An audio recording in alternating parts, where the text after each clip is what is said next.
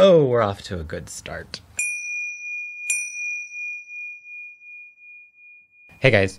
So, a couple of weeks ago, I was sent an email asking if I wanted to participate in a YouTube collaboration with a bunch of beauty people that were doing a look based on a theme. I know that Jordan Liberty is involved from Give Good Face. Nikki Tutorials is doing this. Sam over at Pixie Woo. And this is a... when I said that, that made me laugh. Sam over at Pixie Woo. Like, it's a place like... that you would go to get something done. Hey, did you go see Sam at Pixie Woo today? Yeah, I went to see Sam over at Pixie Woo today. I got a flat. Where do I go? You know, I love that Sam over at Pixie Woo. I was injured on the job, and I talked to Sam over at Pixie Woo, and she listened to me and helped me get me the money I deserve. The task here is to create a look that is inspired by or based on a designer's, like a runway collection, something that's inspired by a designer's clothes. I decided to take inspiration from the 1939 MGM film The Women with Joan Crawford, Norma Shearer, like every woman in Hollywood at the time, and Adrienne's Technicolor fashion show in the film was my inspiration. In particular, this one green dress that has this turban and a clear dome on the top. It's actually really awesome. Now, what I'm going to be doing, I sketched out on a face chart right here, and guess what? You can get these. Plug, thefacechart.com. These are back in stock, and there you go. What I'm going to be doing is something that's inspired by and takes elements from the 30s decade. Thin, arched eyebrows, glossy eyes, but I'm doing a glossy, smoky eye, and this sort of almost squared off kind of Joan Crawford-y mouth. So first things first, let's strip. All good things in life, as I say, start with a wig cap, and this one starts with 2, so you know we're in for a treat. You're also going to want to cover your brows, so don't be surprised when you see me with no eyebrows. Now this is going to seem a little bit backwards. I'm going to start with lashes. Because I'm doing a glossy lid, putting lashes on, it's just going to be difficult and it's going to make a huge mess. So we're going to pre-lash before we do anything else. Okay, lashes are on. Let's do foundation. I'm about to show you why I don't make recommendations for foundation. There's a number of reasons why I don't, but one of them, people are like, well, what shade am I supposed to be? I don't know. I mix everything. I've got NW20 in Studio Fix Fluid by MAC. I'm mixing that with NC15, about equal parts, a little more NC15. I've got the BB cream, the hot pink one from Skin 79. We'll do a pump of that. And then I'm going to thin this out with Face and Body Mixing Medium. Just mixing some colors and some products that I like to get something that's going to work. And I apply so much stuff with my hands. So Adrian Greenberg just went by Adrian, and he was a designer for MGM, also had his own label and shop afterwards. Most important probably in the early Hollywood days. You would know him as the as the designer behind the costumes in The Wizard of Oz. That's what most people know him as, but he did so much work, so much in Hollywood, but also so influential in design, just period. This is the guy who's sort of credited as being responsible for Joan Crawford's silhouette, those big shoulder pads and the tight, skinny waist, because she was just so broad-shouldered anyway, and he didn't know what to do with them, so he decided let's just make them bigger.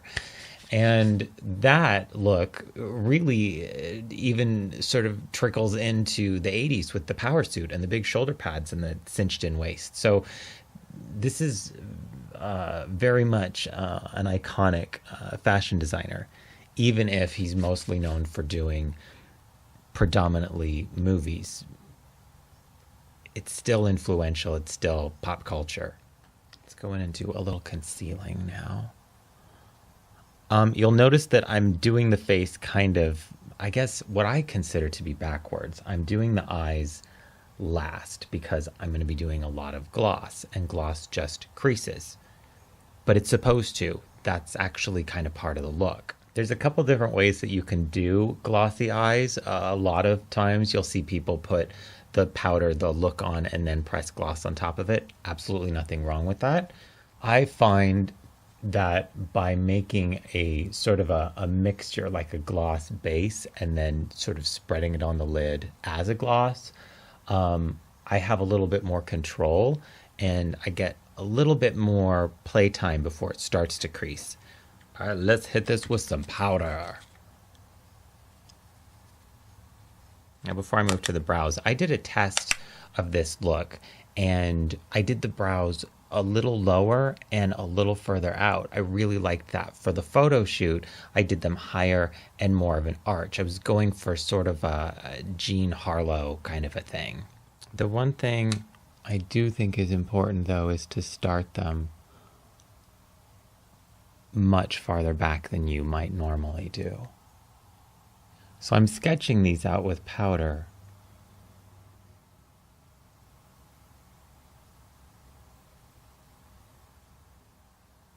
Aside from thin, villainous brows in the 30s, one of the things that you saw often was that the brow would be penciled in softer or have a softer line to it.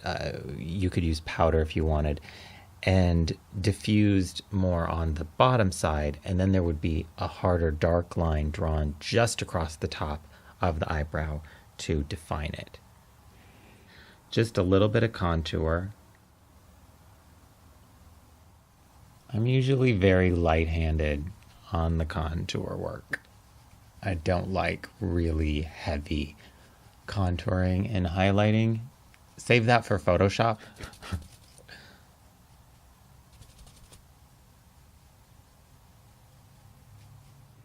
I'm going to do a light line in the waterline. This is just a pale yellow. Now the mouth is going to have a very soft Cupid's bow, not very sharp at all, and it's going to come out more on the outside part, making kind of a more of a square shape. It's very Joan Crawford.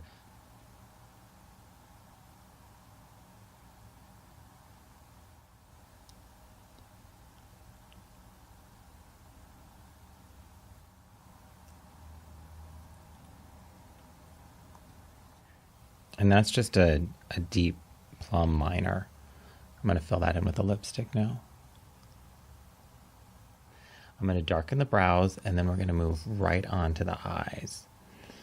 I'm using the same small like pencil brush that I did before for the brows, but I'm sweeping it across a liner just to pick up a little bit more color.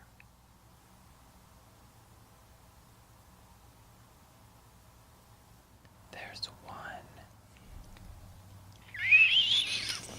Okay, I'm using my finger to get some brown liner on the lid just as a little bit of a base.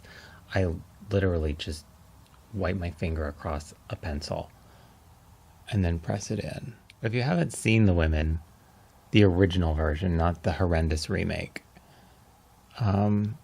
it's a lot of fun, and it's kind of like, I mean, if you talk about like chick flicks, it's probably one of the first ones.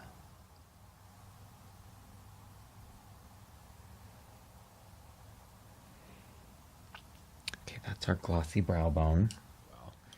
And put some gloss on here and then mix it up.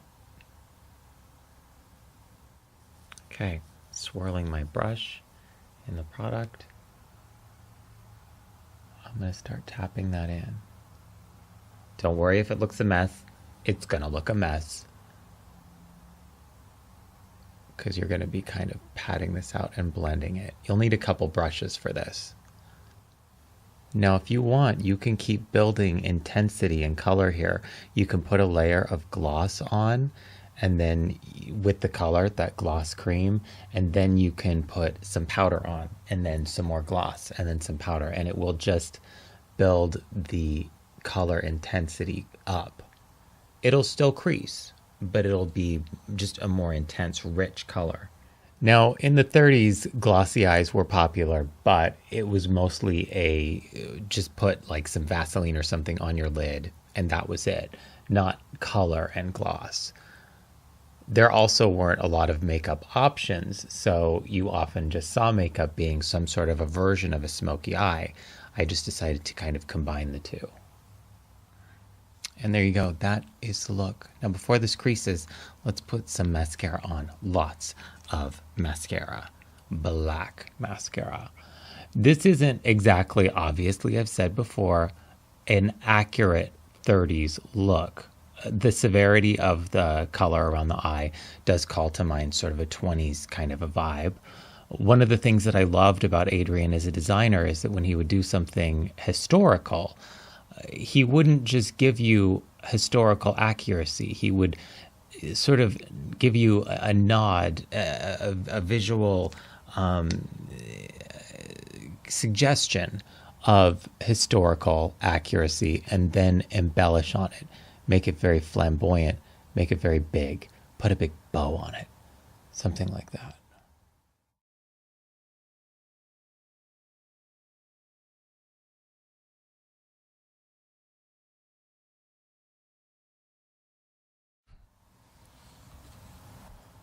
How the hell did that get there?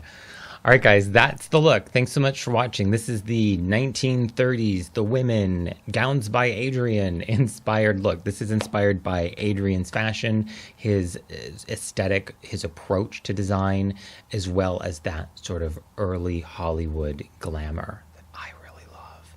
Make sure you check out everyone else's looks that they've been doing for this. I've seen photos and they are really, really cool. I will include links, of course, to all the videos in the description of this one. Any blog posts that people are doing, they will be in the description here as well. I'm trying to think if there's anything else I'm forgetting. If you have any questions, comments, anything like that, please leave them in the comments section. I will do my best to get back to you until I see you next time, which will be soon. Please remember, don't shave your eyebrows. Take care and drive safe.